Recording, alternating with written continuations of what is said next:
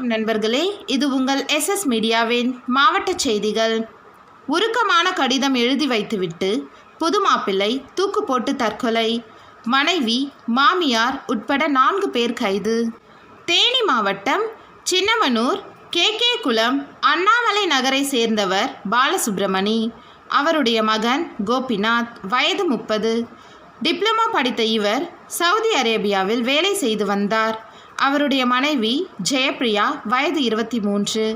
உறவினர்களான இவர்களுக்கு கடந்த 6/12/2019 அன்று திருமணம் நடந்தது. அதன் பிறகு கோபிநாத் மீண்டும் சவுதி அரேபியாவுக்கு சென்று விட்டார். கம்பம் அருகே சுருளிப்பட்டியில் உள்ள பெற்றோர் வீட்டுக்கு ஜெயப்பிரியா சென்று விட்டார்.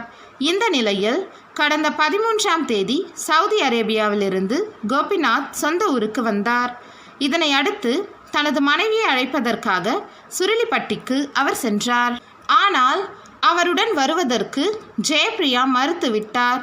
மேலும் ஜெயப்பிரியா அவருடைய தந்தை பிரேம்குமார், தாயார் விமலா, அண்ணன் நிஜந்தன் மற்றும் உறவினர்கள் சேர்ந்து கோபிநாத்தை திட்டினர். இதனை அடுத்து அவர் தனது வீட்டுக்கு வந்துவிட்டார். மனைவி மற்றும் உறவினர்கள் திட்டியதால் மனமுடைந்த கோபிநாத் நேற்று முன்தினம் இரவு தனது வீட்டின் அறையில் தூக்கு போட்டு தற்கொலை செய்து கொண்டார். இந்த நிலையில் காலை நீண்ட நேரமாகியும் அவர் தங்கியிருந்த அறை கதவு திறக்கப்படவில்லை.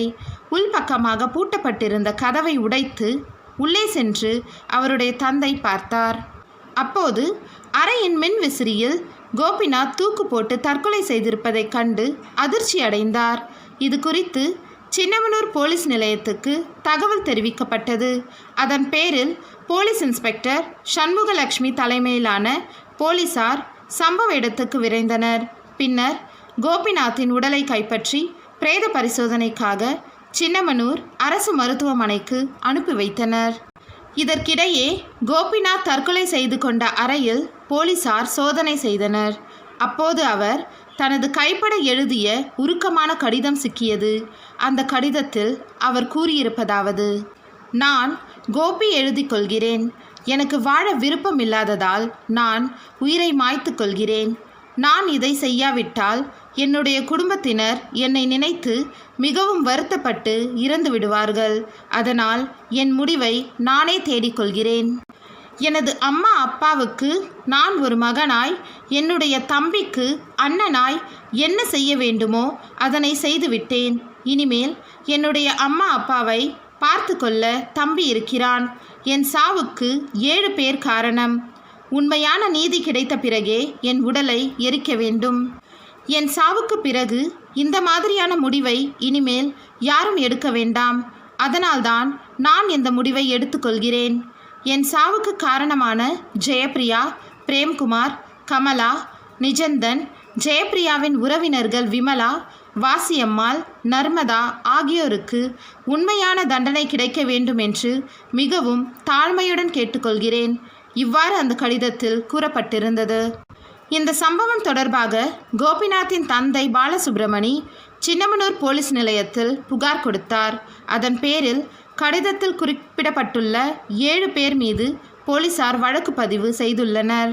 அவர்கள் மீது கோபிநாத்தை தற்கொலைக்கு தூண்டியதாக வழக்கு பதிவு செய்யப்பட்டுள்ளது. இதில் ஜெயப்பிரியா, விமலா, நிஜந்தன், கமலா ஆகிய 4 பேரை போலீசார் கைது செய்தனர். தலைமறைவான 3 வரை போலீசார் வலைவீசி தேடி வருகின்றனர். வெளிநாட்டில் வேலை செய்த கோபிநாத்திடம் அவருடைய சம்பள பணம் கேட்டு மனைவி மற்றும் அவருடைய குடும்பத்தினர் தொல்லை கொடுத்துள்ளனர். இதன் காரணமாக அவர் பலமுறை தற்கொலை முயற்சியில் ஈடுபட்டிருப்பது போலீஸ் விசாரணையில் தெரிய வந்துள்ளது. அதன்படி கடந்த 10 நாட்களுக்கு முன்பு கூட சவுதி அரேபியாவில் அவர் தூக்கு போட்டு தற்கொலை செய்ய முயற்சித்துள்ளார். ஆனால் அவர் தூக்கு போட பயன்படுத்திய ஆணி பிடுங்கியதால் அவர் உயிர் தப்பிய தகவல் வெளியாகியுள்ளது. மனைவி மற்றும் அவருடைய குடும்பத்தினர் கொடுத்த தொல்லையால் புது மாப்பிள்ளை தற்கொலை செய்த சம்பவம் சின்னமனூர் பகுதியில் பரபரப்பை ஏற்படுத்தியுள்ளது. மேலும் செய்திகளை தெரிந்து கொள்ள எஸ்எஸ் மீடியா யூடியூப் சேனலை சப்ஸ்கிரைப் பண்ணுங்கள். மறக்காமல் பெல் ஐக்கனை ப்ரெஸ் பண்ணுங்கள். உங்கள் நண்பர்களுக்கும் ஷேர் பண்ணுங்கள்.